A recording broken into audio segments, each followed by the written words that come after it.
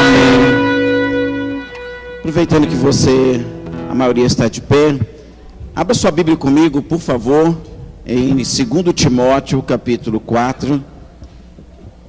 Bom dia a todos, graça e paz. Sejam todos muito bem-vindos nessa manhã, nessa última ceia do ano. Eu tenho certeza que Deus vai continuar a falar com cada um de nós, amém? Com o mesmo coração sedento que estiveram desde o início deste culto, gostaria que você abrisse também seu coração para receber essa palavra.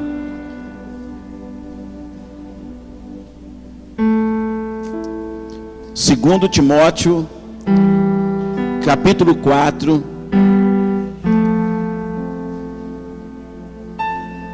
Aleluia. Pai, graças eu te dou. Te dou graças nessa manhã onde nós estamos reunidos como uma igreja em seu nome. E a sua palavra nos afirma que aonde está 2 ou mais pessoas reunidas no seu nome, ali o Senhor se faz presente.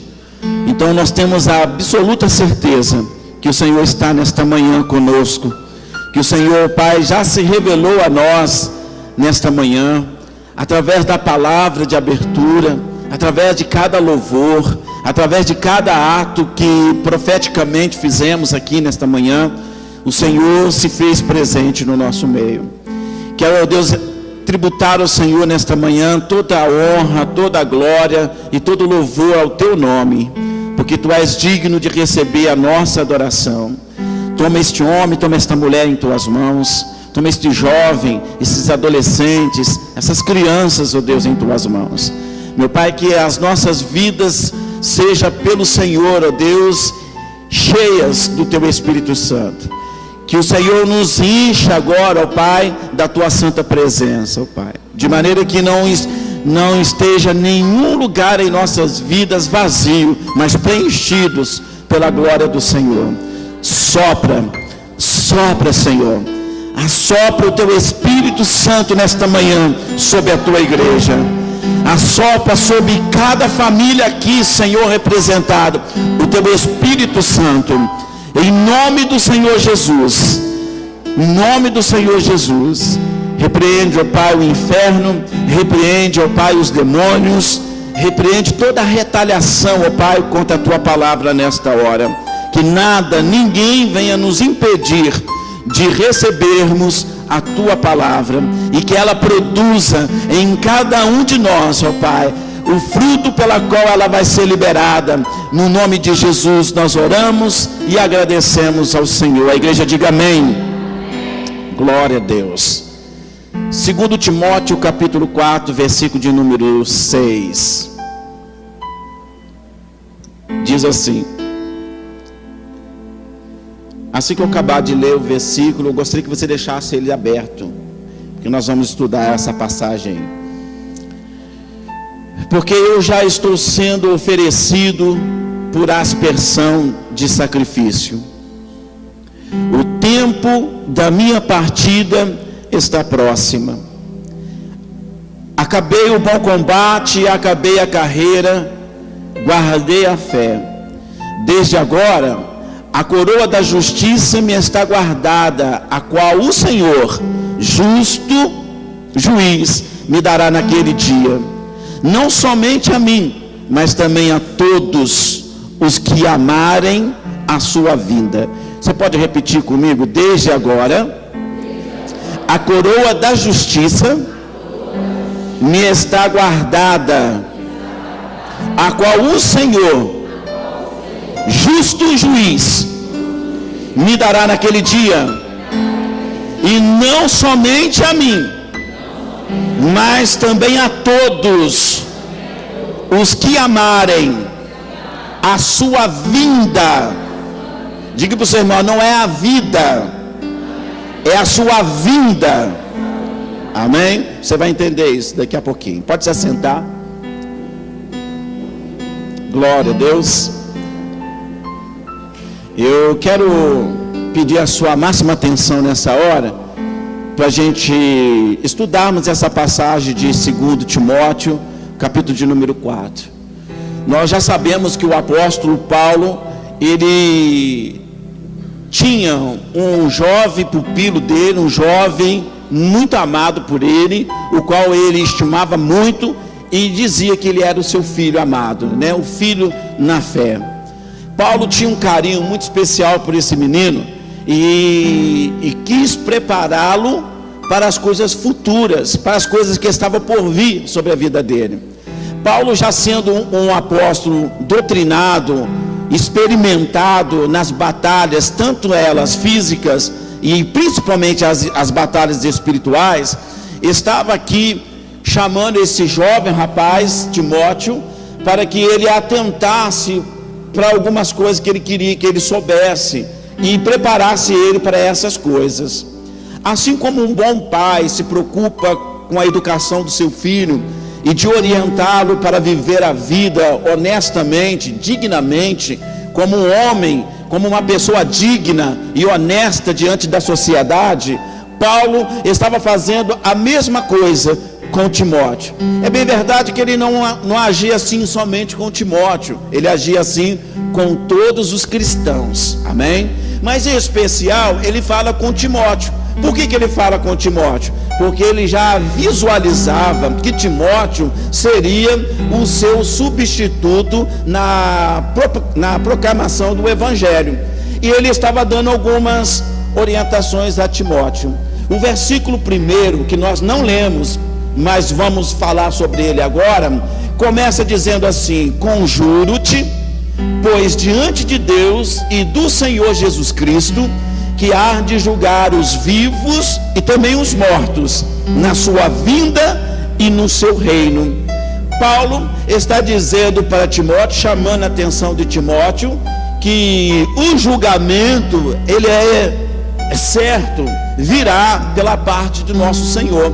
Esse julgamento se dará em 2 níveis, ou em 2 planos, se assim a gente pode dizer: na vinda dele e no seu reino. Ou seja, quando Jesus voltar, ele vai fazer alguns julgamentos com a sua igreja, ele vai separar o joio do trigo, ele vai separar os fiéis dos infiéis. Aqui na sua vinda não vai subir qualquer pessoa, só vai subir aqueles que lutaram, perseveraram, insistiram para que a sua vida espiritual fosse bem sucedida aqui na terra, para guardar os ensinamentos do Senhor, para que quando ele voltasse, tivesse também inserido dentro do nome ou da listagem daqueles que vão herdar o reino de Deus, amém?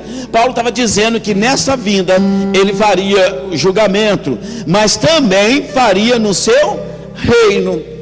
Que julgamento seria feito no reino de Deus? Porque está sendo bem claro aqui para nós, na vinda dele, quando ele voltar para buscar a igreja, ele vai fazer um julgamento. O infiel fica e o fiel sobe, amém? Posso ouvir um amém? Agora, e no reino de Deus, como será isso? Não está bem claro, mas haverá um julgamento também no reino de Deus. Eu lembro que dentro dessa mesma passagem, que a gente não leu, mas dentro desse mesmo texto, no mesmo capítulo, Paulo fala que aquele que perseverar até o fim vai receber a coroa da vida ou da salvação, amém? Além de herdar os céus, algumas pessoas herdarão nesta coroa que receberá do próprio Senhor Jesus os galardões que estarão representados pelas pedras cravadas em cada coroa, entregue pelas mãos do próprio Senhor Jesus Cristo, amém? Isso é interessante a gente tomar conhecimento. O versículo 2, aí ele já traz um pouquinho mais de ênfase dentro daquilo que ele quer falar com Timóteo, porque o que nós lemos, que para mim foi mais importante para a gente poder entrar dentro dessa mensagem, falamos do término da caminhada de Paulo, amém? Mas para chegar até onde Paulo chegou, Timóteo precisava, ou precisaria, entender os processos até chegar lá, amém? Porque você olhar para uma vida de um homem ou de uma mulher vitoriosa pela sua vitória no final, é muito vago, porque você pode se frustrar. Eu quero ser igual fulano, eu quero ter aquilo que eu... Mas você não sabe o processo que ele passou para obter aquele sucesso. Você quer desfrutar do sucesso, mas do processo, você está preparado? Porque toda vitória, toda conquista, há um processo que precisamos passar. E aí, Paulo começa a falar com Timóteo no versículo de número 2 assim, olha: quero que pregues a palavra. O que Paulo está pedindo para Timóteo? Para que ele pregue a palavra pura, sem invencionice, sem enfeitar pavão. Pregue a palavra, porque a palavra por si só liberta, cura, salva, transforma, renova, edifica, constrói, derriba. A palavra. E que palavra é essa? A palavra de Deus, por meio das Escrituras Sagradas. Paulo está chamando a atenção para Timóteo, para que ele não seja um pregador ou um discípulo, um futuro apóstolo de Jesus da terra, que não tivesse consciência de que a palavra é suficiente. Diga para o seu irmão: a palavra de Deus, ela é suficiente. Você não precisa fazer muita coisa. Quer ver uma coisa? Uma certa feita, Jesus estava ministrando a palavra de Deus, e entrando dentro de uma cidade, Jesus foi abordado por um cego chamado Bartimeu. Evangelho de Lucas, capítulo de número... me fugiu a memória. Lucas, abra comigo, por favor. Evangelho de Lucas,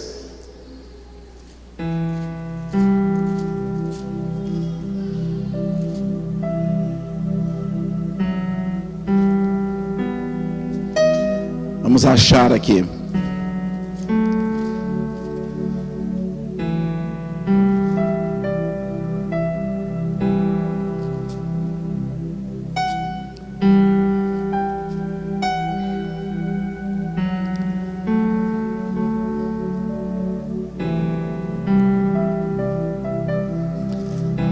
Lembrei, 18:35.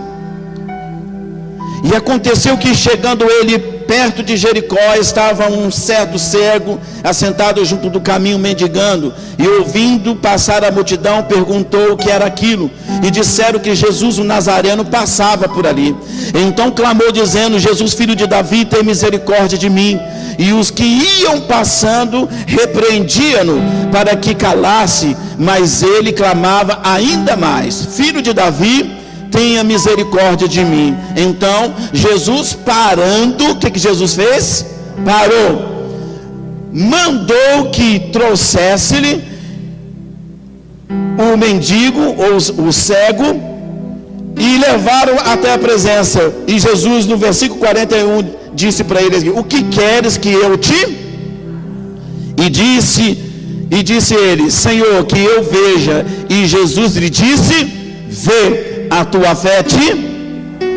Você vê aqui a manifestação das mãos de Deus na vida desse homem, literalmente. Jesus colocou a mão nele para curá-lo. Jesus fez alguma oração para curá-lo. Jesus só liberou a palavra, porque a palavra cura, a palavra salva, a palavra liberta.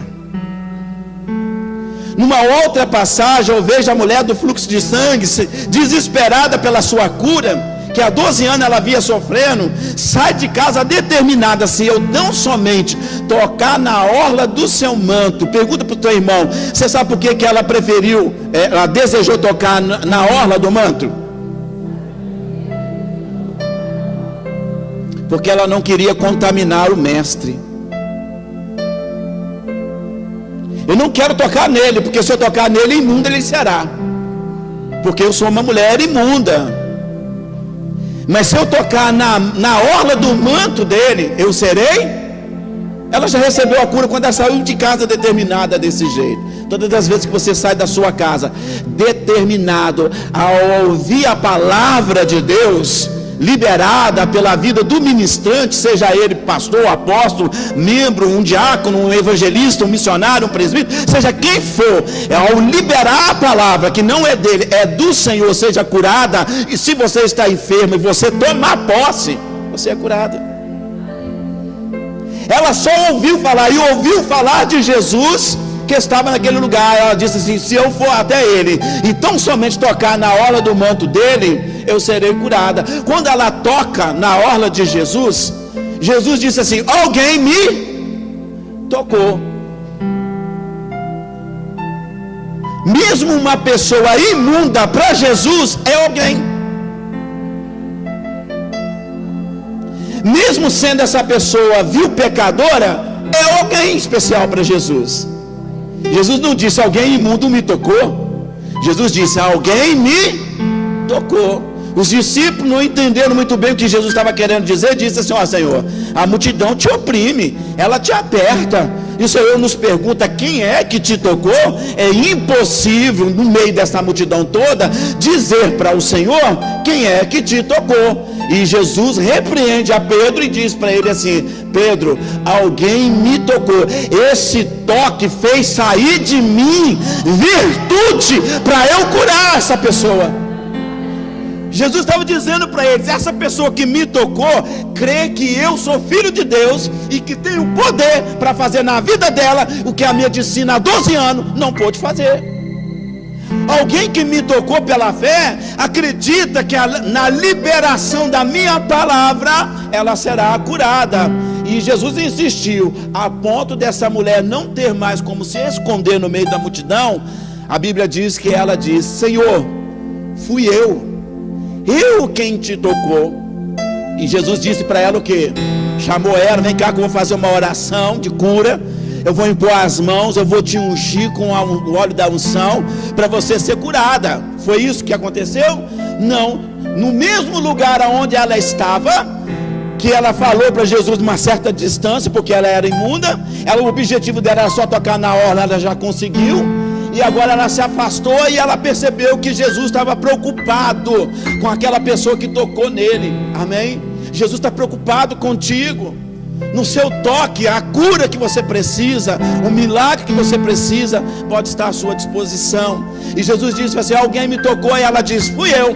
De onde ela estava, de onde Jesus estava, sabe o que Jesus falou para ela? Filha, vai em paz, porque a tua fé te curou. Diga para o seu irmão, só uma palavra. Para você que está em casa, que está nos assistindo, que a gente está gravando isso pelo nosso canal no YouTube. Para você que está em casa, só uma palavra de Jesus é o suficiente para o milagre que você precisa. Tem um hino que diz: uma só palavra que Deus mandar vai fazer a minha vida mudar. Uma palavra de Jesus muda a sua vida.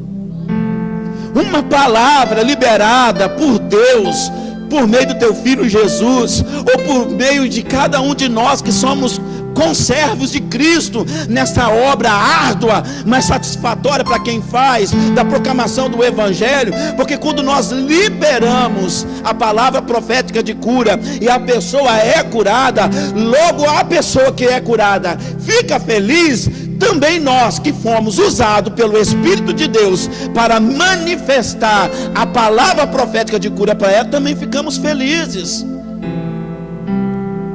Paulo está dizendo para Timóteo: filho, prega a palavra, porque a palavra ela é suficiente para aquilo que o mundo precisa. A palavra.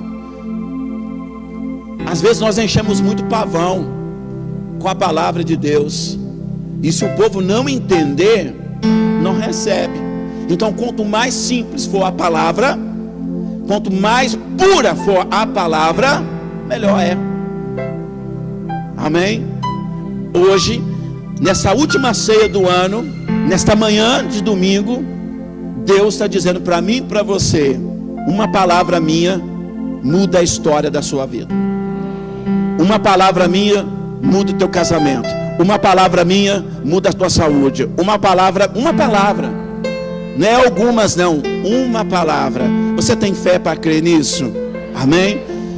Paulo está dizendo, gente, eu fico pensando, para mim, se você perguntasse, pastor, ao ler esse texto parece estar sendo arremetido a que tempo? Eu digo para você, hoje. Parece que esse texto foi escrito para hoje. Como é que uma palavra que foi escrita há mais de 2000 anos atrás por Paulo pode ser tão presente na nossa vida hoje e tão eficaz na nossa vida hoje? Parece que Paulo estava prevendo esse tempo que nós estamos vivendo hoje, mas era já no tempo de Timóteo, enquanto ele estava com vida. Virá tempos na sua vida, Timóteo, que as pessoas não sofrerão a sã doutrina mais, eles terão comichões no ouvidos, amontoarão para si doutores conforme as suas próprias concupiscências. Ou seja, eu vou procurar a pessoa que eu quero procurar e que não vai me pressionar. Eu não gosto de ser pressionado. Eu vou ser discipulado porque que eu quero, conforme a minha concupiscência, conforme a minha vontade. Toca a concupiscência pela minha vontade. Eu quero ser a minha vida espiritual seja administrada por uma pessoa que eu quero.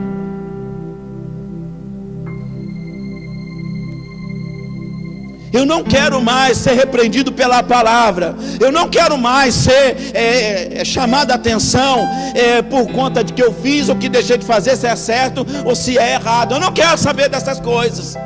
E aí eu vou só ouvir aquilo que eu quero ouvir. E aqui começa a decadência moral, ética e espiritual de um povo que não teme a Deus, de uma pessoa que não quer andar debaixo de princípios, porque a palavra de Deus é um princípio estabelecido por nós. Ontem eu estava lendo a Bíblia e no trecho que eu estava lendo Êxodo, e eu estava lendo a respeito das tábuas da lei. Quando Moisés sobe ao monte para falar com Deus e para receber das próprias mãos de Deus as tábuas da lei, a primeira edição escrita que Deus entregou na mão de Moisés foi escrita pelo próprio dedo de Deus. Deus cravou o dedo dele na pedra e escreveu a lei, entregou a tábua para Moisés. Moisés abraça a lei, porque é assim que a gente tem que fazer, abraçar a palavra de Deus, trazê-la junto ao nosso peito. E ele desce alegre, feliz, contente, porque o povo que era sem lei, que não tinha uma orientação, agora terá. E quando ele chega, o povo estava adorando um bezerro de ouro.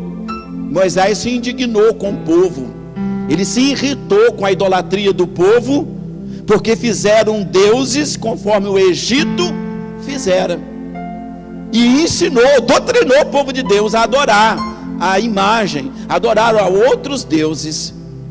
Não foi difícil para Deus tirar o povo de Israel do Egito, foi mais difícil para Deus tirar o Egito de dentro do coração de Israel. Mesmo liberto, estava aprisionado pela idolatria. Eles queriam um Deus materializado, um Deus visível, um Deus palpável, um Deus que se manifestasse diante deles, que eles pudessem ver, não o Deus invisível do Moisés. É isso que está acontecendo. As pessoas querem algo que materializa a sua fé. Nós não precisamos de rosinha, de lencinho, de lençol, não precisamos desse tipo de campanha, nós precisamos de palavra. É a palavra. Mas se não fizer isso, o povo não entende. O povo não entende porque não conhece as escrituras. Jesus disse, Mateus registrou 22, 29: errais por não conheceres as escrituras e nem o poder de Deus. Nós estamos errando, irmãos. Quando eu digo que nós estamos errando, a igreja do Senhor, não podemos negligenciar o nosso chamado. Temos que pregar a tempo e a fora de tempo. Nós estamos escolhendo a hora que nós vamos pregar. Estamos escolhendo para quem iremos pregar. Estamos escolhendo. Acho que vou pregar para aquela ali. Não, é para todo mundo. O evangelho é para todo mundo, é para toda criatura, é para todos aqueles que crerem no Senhor Jesus. Amém? Ide por todo mundo, pregar o evangelho a toda. Por que a gente escolhe? Não vou pregar para ele não porque está bêbado, não vou pregar para ele não porque está drogado, não vou pregar para ele ou para ela não porque está num âmbito de prostituição, porque é idólatra. Ué, o evangelho não é para essas pessoas? Não é? E por que então a gente escolhe, ou nós escolhemos as pessoas para pregar? Diga para o seu irmão: Deus te chamou para pregar o evangelho a toda criatura. Fala, é simples assim. Amém? Mas nós estamos vivendo o tempo que as pessoas estão ajuntando para si doutores conforme as suas próprias concupiscências. O que é doutores conforme as suas próprias concupiscências? São pessoas que não vão te chamar a atenção, porque de igual modo que você vive, elas também vivem. Alguém me entendeu? Como uma pessoa que não vive vai cobrar de você que não vive o evangelho? Eu sei quem que eu vou procurar. Se eu estou debaixo da vontade absoluta de Deus, procuro homem de Deus, mulher de Deus. Mas se eu não estou, procuro alguém semelhante a mim, porque eu sei que ela não tem, vou falar, porque eu sei que ela não tem peito, que ela não tem moral para falar. Somos farinha do mesmo saco. Paulo está pregando para a igreja de 2018, quase entrando em 2019, né? 2018, está pregando para a nossa igreja, está pregando para a igreja atualizada. As pessoas arrumam motivos para sair da igreja porque eu não concordei. Não é porque você não concordou, porque você está querendo alguma coisa que te agrade, porque o evangelho é confronto, gente. Porque no dia que o evangelho concordar com os meus erros, deixou de ser evangelho. Porque eu não gosto de ser chamado a atenção, só não errar.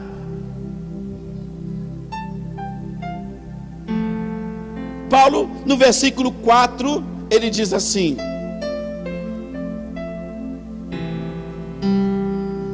e desviarão os ouvidos da verdade, voltando às fábulas. Fábulas é o mesmo que mentiras. As pessoas darão mais crédito à invencionice de homens, a mentiras contadas por homens, do que à verdade.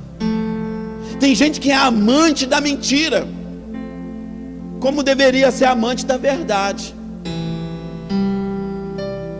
Tem gente que não procura nem filtrar o que está recebendo de informação, para ver se aquilo é certo ou errado, se é verdade ou se é mentira. Do jeito que recebe, passa.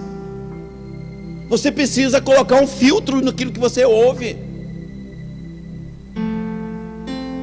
Paulo escreve também dizendo para nós assim: ouve de até mentira. Você pode ouvir, você não é surdo, mas retenha somente o que lhe for útil, que for bom.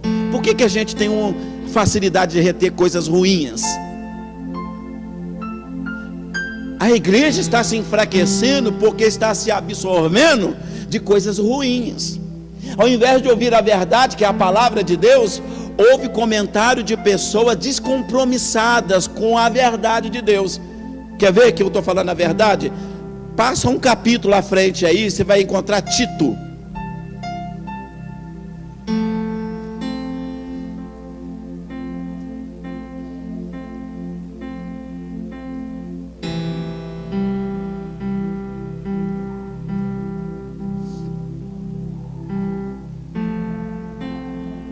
Todos acharam?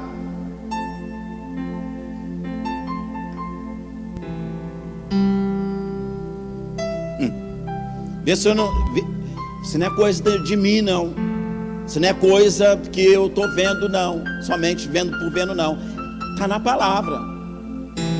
Ok? Tudo isso que eu estou dizendo aqui está na palavra. Vamos lá ver comigo. Eu já vou direto nela de uma vez. Versículo 7. Porque convém que o bispo seja irrepreensível, como despenseiro da casa de Deus, não soberbo, nem iracundo, nem dado ao vinho, nem espancador, nem cobiçoso de torpe ganância, mas dado à hospitalidade, amigo do bem, moderado, justo, santo, temperante, retendo firme a fiel palavra. Amém? A fiel palavra, retendo para si a fiel palavra, que é conforme a doutrina, o conjunto de regras, para que seja poderoso tanto para admoestar, como a sã doutrina, como conservar os contradizentes, os contradizentes. Agora é o texto que eu queria chegar, versículo de número 10, porque há muitos, o que, irmãos? Hein? O que é uma pessoa desordenada? É o mesmo que desordeira, bagunçada. Há muita gente bagunçada no nosso meio, muita gente desordeira, desorganizada. Olha o que Paulo está dizendo aqui em Tito agora. Já não é nem mais com o pupilo dele, Timóteo, é com Tito. Porque há muitos, diga para o seu irmão, não, além de ter desordeiro, diga assim, além de ter desordeiro, são muitos. Não é poucos, há muitos, olha só, há muitos desordeiros. Falar é igual o Tite da seleção brasileira, fala muito. Fala muito, fala muita coisa, mas não fala a palavra.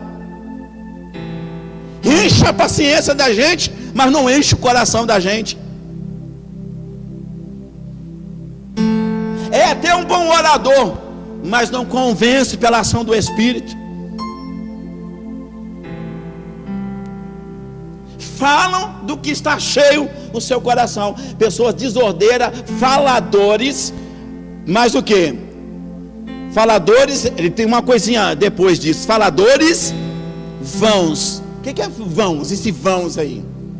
O que é isso, irmãos? Fala.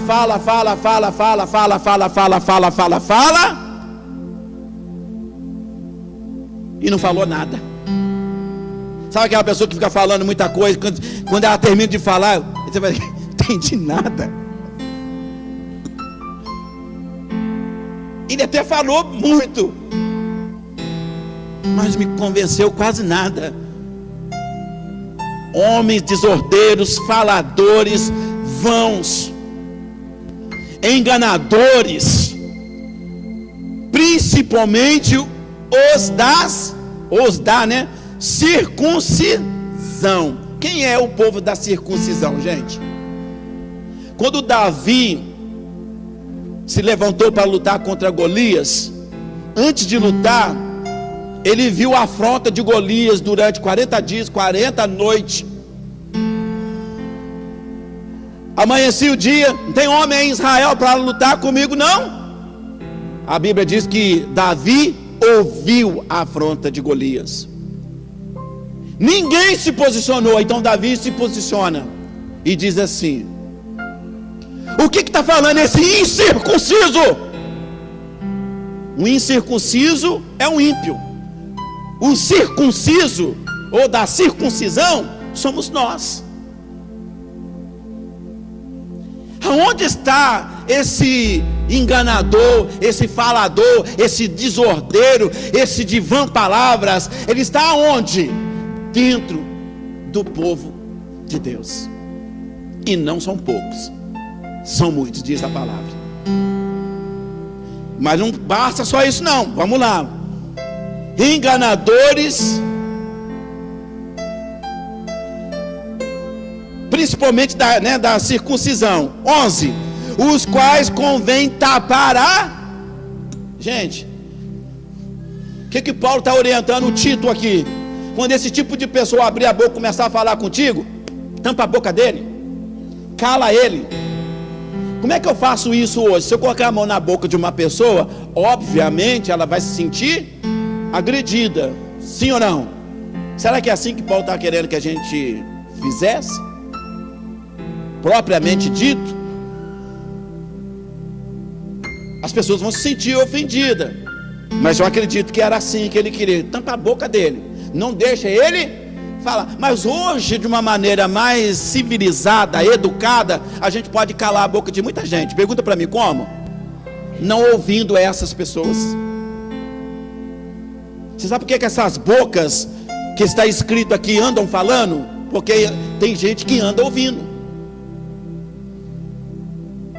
e está dando ouvido pessoas desordeiras, desorganizadas.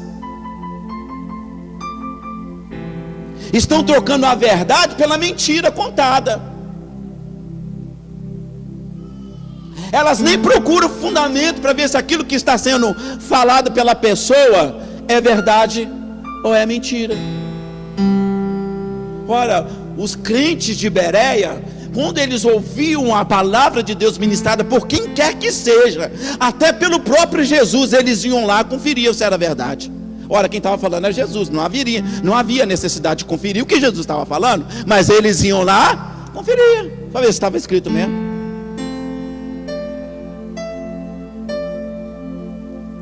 Tudo que você ouvir, você tem que reter o que é bom. Há um ditado popular chamado peneira, amém? Você precisa peneirar para saber o que é bom, o que não é bom, o que pode ser aproveitado, o que pode ser descartado. Tem pessoas que desordeiras, faladores, enganadores, de cobiça, né?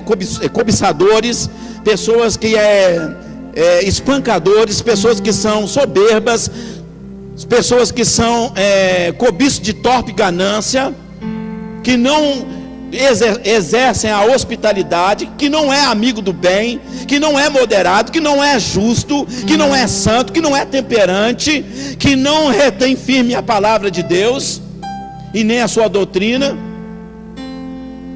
falando de quem é firme, fiel, justo, digno, e as pessoas dando ouvido a essas pessoas. Isso precisa mudar. A igreja precisa se despertar. A igreja precisa dar ouvido à palavra de Deus. E para terminar, volta lá em Timóteo. A gente finaliza agora, 2 Timóteo 4, versículo de número 5, diz assim: mas tu, ó Timóteo, seja o que, irmãos? Sóbrio. Outras traduções aí pode ter outros significados aí, mas é a mesma coisa. Seja o que mesmo? Em que? Em tudo. Diga para você, irmão, você tem que ser sóbrio em tudo. Fala moderado em tudo. Amém? Sofre as aflições, faça a obra de um evangelista, cumpra com o teu. Tem pessoas que, por conta dessas pessoas desordeiras, elas deixam de cumprir com o teu ministério. Tem pessoas dentro da igreja, por conta dessas pessoas bagunceira, desorganizada, amante da mentira, odioso da verdade, elas estão deixando de sofrerem as suas aflições. Ora, se nem o Filho de Deus foi poupado das suas aflições, quem sou eu? Quem é você para ser isento de aflições? O próprio Jesus disse em João 16:33: no mundo tereis aflições, mas tem de bom.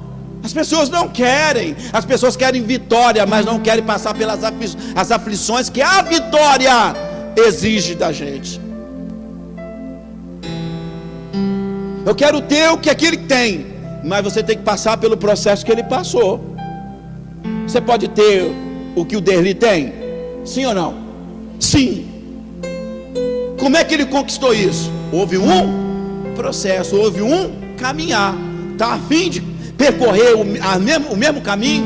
Está a fim de passar pelas mesmas aflições? Terás o mesmo sucesso. Eu quero ter uma casa luxuosa. Meu sonho é ter uma casa bonita, bacana. Processo. Tem que economizar, tem que gerenciar, poupar, abrir mão de algumas coisas para se obter o que se deseja. São processos. Deixa de comer uma coisa para um bem maior, por uma prioridade. Tudo na vida é prioridade. E quem faz da nossa vida a prioridade somos nós mesmos. Você que determina o que é prioridade para você. Sim ou não, igreja? Eu já vi gente passar por necessidade. Já vi gente passando por necessidade, porque não tinha nem o que colocar na mesa para comer.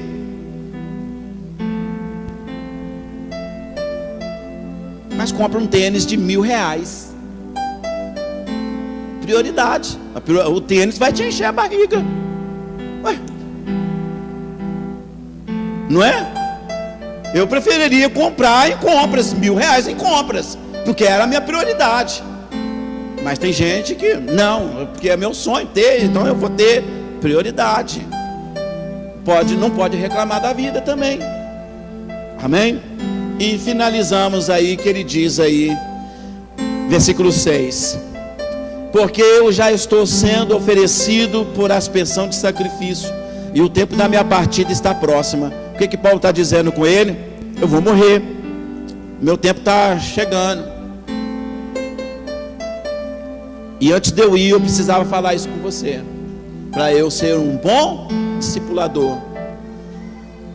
No mundo você vai ter aflições, Timóteo. O mundo não é fácil. Você me olha, me inveja, no bom sentido da palavra, me tem como um espelho para você. Mas eu sei conviver com a abastância, como também a conviver sem ela, na necessidade. Eu sei conviver com tendo casa, como tendo que dormir na rua. Eu sei a conviver tendo dinheiro ou pela falta dele. E aí ele termina em Filipenses 4,13 dizendo assim: eu posso todas as coisas naquele que me fortalece.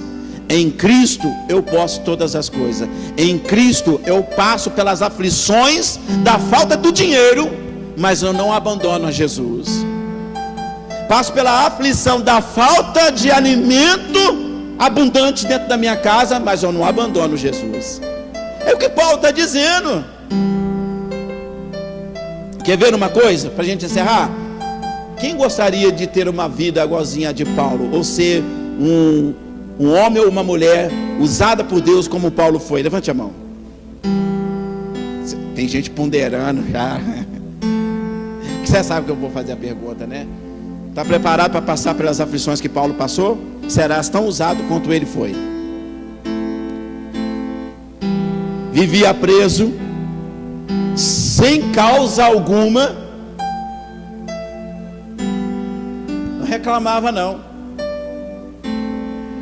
A única vez que ele fez essa reclamação, que está aqui dentro do texto, olha aí para mim um versículo de número 11.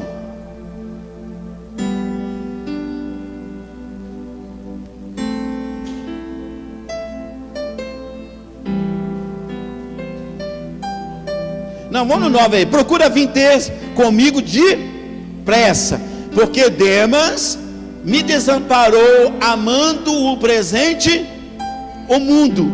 Amém? E foi para a Tessalônica Crescente, para a Galácia. Tito, porém, foi para Dalmácia. Só Lucas está.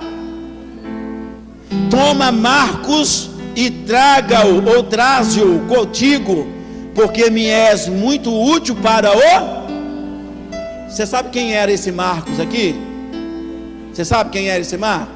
Esse Marcos aqui não é o o discípulo Marcos, amém? O discípulo de Jesus. Esse aqui era um outro menino que acompanhou a caminhada de Paulo. Paulo saiu para a obra missionária em Atos capítulo 2, separado pelo Espírito Santo e enviado para as nações junto com Barnabé. Cada um foi para um canto e levou consigo algumas pessoas. Paulo leva o Marco, chamado Marco Antônio, e ele vai com ele. Só que no meio do caminho, esse menino era muito inconstante. Ora queria, ora não queria. Coisa de adolescente, coisa de jovem. Ora quer tanto a Deus, ora não quer tanto. Ora quer casar, ora não quero isso, eu quero viver mais. Ele era inconstante. E Paulo ficou irritado com ele e não quis ficar com ele por muito tempo. Aí o Barnabé, que é o pai da consolação, chama ele e fica com ele, trabalha nele, porque aquilo que Paulo não conseguiu produzir no Marco, o pai da consolação, Barnabé, um outro apóstolo, conseguiu. Está dando para você entender? Teve mais paciência com o menino, doutrinou o menino ficou bom, e agora Paulo está chamando esse menino para o ministério. Agora ele me é útil. Digo para o seu irmão, ninguém é descartável no reino.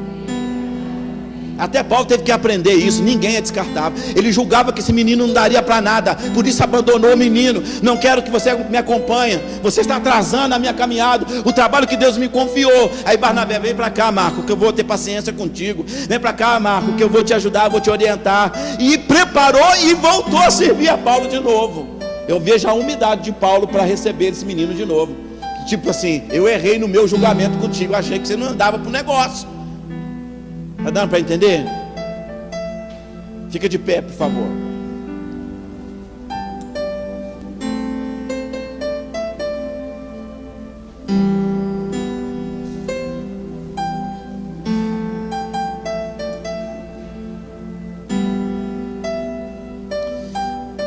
Quando você vier, venha depressa e traz a capa que eu deixei em Torade, na casa de Carpo. Traga-me também os livros, mas principalmente os pergaminhos. Alexandre, o latoeiro, causou-me muitos males. Quem causou males a Paulo? Alexandre, o latoeiro.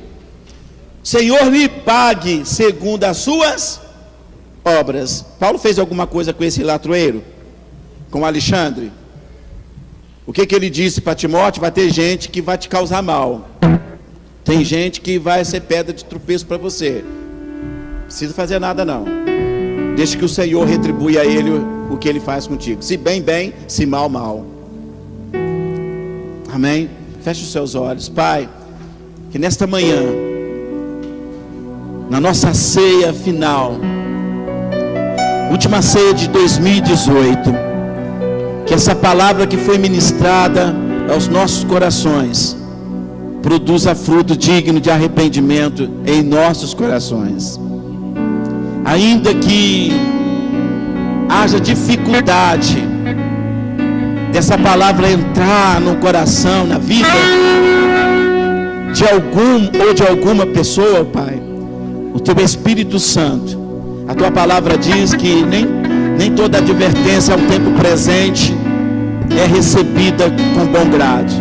Mas depois, com o tempo, o Espírito Santo produz nele ou nela o fruto digno de arrependimento. Eu entendo que quem convence não é a palavra de um homem ou de uma pessoa qualquer. O que convence um homem e a mulher do seu mau caminho, que ele se reposicione diante de Ti, ó Deus, é o Teu Espírito Santo. Espírito Santo, faça a obra que só o Senhor pode fazer. A minha parte é informar. A sua, Espírito Santo, é convencer a mim, a nós, aos homens do seu mau caminho. Então, no nome de Jesus, toma as nossas vidas em Tuas mãos. Fala conosco, Pai querido, quando voltarmos para casa. Ainda que não tivemos, ó Deus, um entendimento claro e objetivo no momento da ministração, mas que o Seu Espírito, que é vida, Ele ministra em nós ao caminho de casa, que Ele ministra em nós, que o Senhor ministre na vida deste homem, desta mulher, como o Senhor ministrou na vida daqueles 2 discípulos a caminho de Emaús. Eles estavam saindo, ó Pai, de Jerusalém, voltando para Emaús, e o Senhor se apresentou e ministrou no coração deles. Que o Senhor ministre também o nosso coração. Lembro que também o Senhor, Pai, a caminho de Damasco, se apresentou a Paulo, a esse aqui nós falamos sobre o seu caráter e seu ensino e a sua presteza ao reino. E o Senhor, ó Deus, o convenceu de que ele perseguia o Senhor e fazia coisas erradas. E ele, ó Pai, se converteu ao Evangelho e aceitou o Senhor como único e suficiente Salvador para a vida dele. Meu Deus, convença-nos a caminho de casa, convença-nos, ó Deus, enquanto estivermos caminhando por essa terra, para a glória do Pai, do Filho e do Espírito Santo. Na noite em que o Senhor Jesus foi traído, ele pegou o pão e, tendo dado graças, o partiu e disse: este é meu corpo que é partido por vós, comei em memória de mim. Semelhantemente, ele pegou o cálice e, tendo dado graças, também disse: esse cálice é uma nova aliança no meu sangue, bebei em memória de mim. Eu quero dizer para você que nada e ninguém pode te separar do amor de Deus. Paulo não dá nenhuma opção para você não tomar a Santa Ceia. Examine o homem a si mesmo, depois coma, depois beba. A ordem é para se examinar, para não comer de qualquer jeito, mas a ordem também é para comer e beber. Disse Jesus aos discípulos: aquele que não comer do meu corpo, não beber do meu sangue, não terá parte comigo. Não fique fora da parte de Deus. Pastor, mas eu não estou legal. Pastor, eu pequei. Pastor, eu errei. Pastor, eu transgredi. Arrependa-se. Confesse o seu pecado agora. Coma e beba. Jesus disse para a mulher: você tem que se arrepender. Se não se arrepender, vai para o inferno. Não foi isso que ele disse para a mulher Maria Madalena. Ele disse: vá e não peques mais, porque eu não te condeno. Eu não vou te condenar ao inferno, mas libero uma palavra de vida para você. Seja liberta. Vá e não peques mais. Em nome de Jesus, que a minha vida e a sua vida seja para a honra e a glória do nosso Senhor e Salvador Jesus Cristo. A igreja pode aplaudir a Jesus.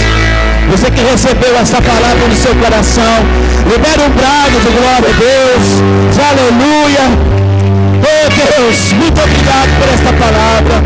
Vamos tomar a ceia do Senhor agora.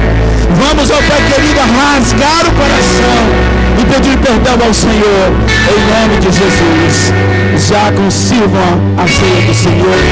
Os que foram comer e beber, mantenham-se de pé, para que eles saibam que você vai participar da ceia do Senhor. Quero entrar no ambiente da tua glória. Oh, glória. A Santa Ceia é ambiente de glória. Eu quero estar com vestimentas de glória. Aleluia. Para encontrar contigo, ser outra vez achado em teu coração. Oh, glória a Deus. Para ter intimidade e adentrar ao ambiente da adoração,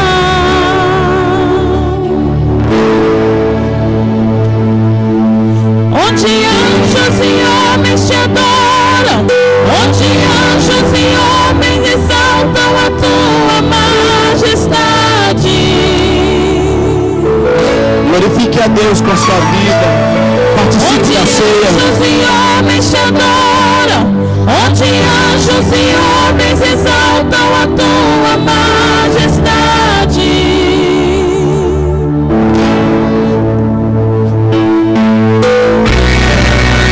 Oh, aleluia.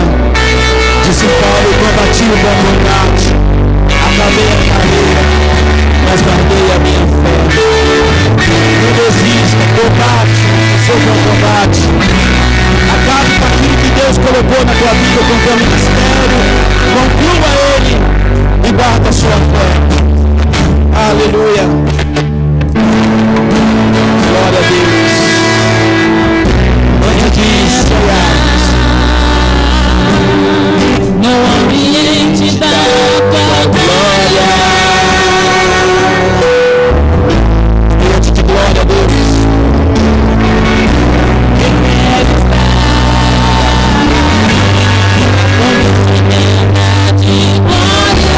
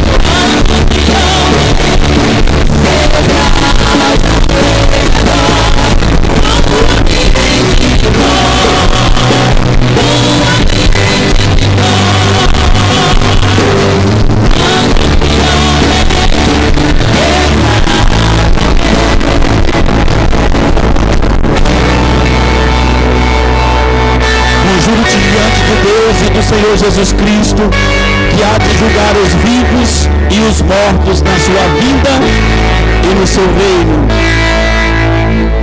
Abaixa um pouquinho. Eu vou te dar mais uma oportunidade de celebrar a ceia do Senhor. Ela é a última. Esse ano você não vai celebrar mais a ceia do Senhor. Amém? Há pessoas que dizem: não estou em condições de celebrar a ceia, pastor, então não vou comê-la indignamente. Você está certo. Você não está errado não, porque não pode participar desse jeito mesmo. Mas conforme Paulo falou para Timóteo, ele vai julgar. Se você comer indignamente, ele vai te julgar por ter comido indignamente. Se não comer por causa da sua indignidade, ele também vai te julgar. Pense. Arrependa-se, convença-se de que só Jesus é a solução para a sua vida. Abandone o mal, o pecado, o erro, vida que segue. Jesus no barco, milagre acontece. Amém? Erga suas mãos aos céus com o pão. Pai, te damos graça por esse pão, por essa partícula de pão, que ao comermos dela, Pai querido, sejamos fortalecidos. E com a força desta comida, o Senhor nos garante mais um mês de vitórias, ainda que por meio de aflições, ainda que por meio de algumas perseguições, ainda que por meio de algumas retaliações, mas eu tenho a certeza absoluta de que o Senhor é conosco, e se o Senhor é conosco, quem será contra nós, ó Pai? Nada e ninguém nos separará do teu grande amor, Senhor. Nada, nem o pecado vai nos separar diante do Senhor. Nada e ninguém vai me impedir, ó Deus, ou poderá nos impedir de celebrarmos a ceia. Nem o pecado pode nos impedirmos de comermos deste pão, bebermos desse cálice, ó Deus, porque se confessarmos ao Senhor, o Senhor é digno, justo de perdoar os nossos pecados e nos tornar apto a celebrar. Aqueles que já têm consciência de que deve comer, que tem que comer, que tem que se arrepender e já o fizeram isso, coma do corpo de Cristo Jesus, que é força para mim, força para você, agora, em nome de Jesus.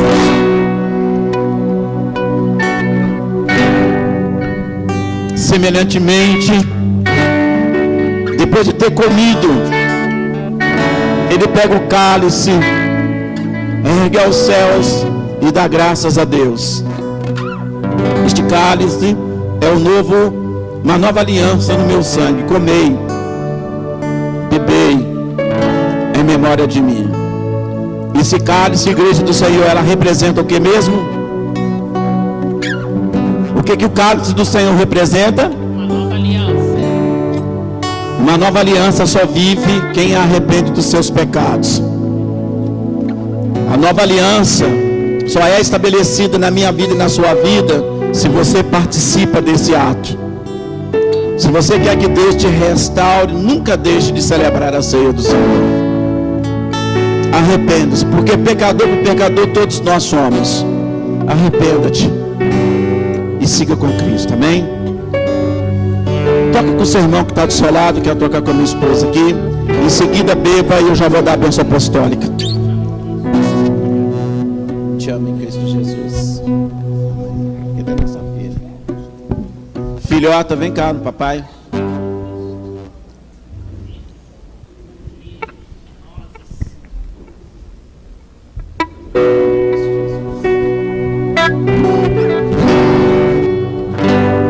Pai, nos abençoe ao bebermos desse cálice. Restaura a nossa comunhão, a unidade da tua igreja. Que sejamos como uma igreja primitiva, que ama uns aos outros, que se importe um com os outros. E que o teu sangue seja, ó Pai querido, a nossa aliança entre eu e o meu irmão, entre a tua igreja, em nome de Jesus. Bebamos todos para a glória do Pai, do Filho e do Espírito Santo. Você pode aplaudir o nome do Senhor Jesus? Onde anjos e homens te adoram. Você pode adorar ao Senhor. Junte-se aos anjos, adora ao Senhor. Adoramos a Deus. Onde anjos e homens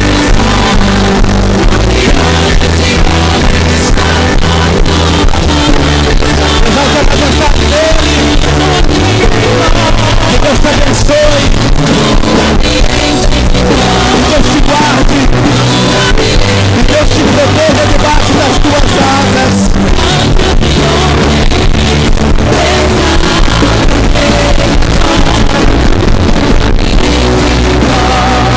Põe sua mão no teu coração. Leva-nos em paz, ó Deus, em segurança. Eu quero liberar, ó Deus, para os nossos irmãos internautas que estarão nos acompanhando no YouTube, na página da nossa igreja, na MASV JF. Que o Senhor os abençoe dentro da sua casa também. Abençoe os nossos irmãos que estão nos acompanhando. Abençoe, ó Pai, essa família que nos assiste agora. Abençoe esta família que está aqui presente no templo. Na glória, ó Pai, que nós estamos desfrutando aqui. Os nossos irmãos, ó Deus, receba esta palavra no seu coração e ela produza neles também o fruto pela qual ela foi liberada. Em nome do Senhor Jesus, nos dá a tua bênção. Leva-nos em paz, hoje e sempre. Com o amor de Deus, nosso Pai, que a graça de nosso Senhor e Salvador Jesus Cristo, as doces e eternas consolações do Espírito Santo, seja conosco hoje. A igreja diga: Deus te abençoe, vai em paz, em nome de Jesus.